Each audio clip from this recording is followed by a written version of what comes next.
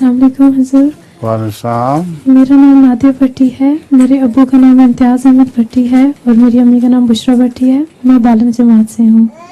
हुजूर, कुरान पाक के शुरू के 12 सिपारों में सजदा नहीं है, इसकी क्या हिकमत है?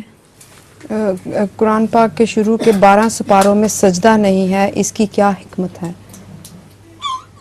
یہ تو اللہ تعالیٰ کا رسول ہی بہتر جانتا ہے۔ جہاں سجدے کا حکم ہے وہاں حضرت صلی اللہ علیہ وآلہ وسلم سجدہ کیا کرتے تھے، اور پہلے 12 پاروں میں وہ نہیں آتا کہیں، اس لیے ہم تو آن وسلم کی پیروی کرتے ہیں۔ مگر ایک دو سجدوں میں ایسی بھی ہے، سجدہ امام شافعی بھی لکھا ہوا ہے، جس کا مطلب ہے کہ یہ رسول اللہ صلی اللہ علیہ وسلم والا سجدہ نہیں ہے، امام شافعی یہاں سجدہ کیا کرتے تھے۔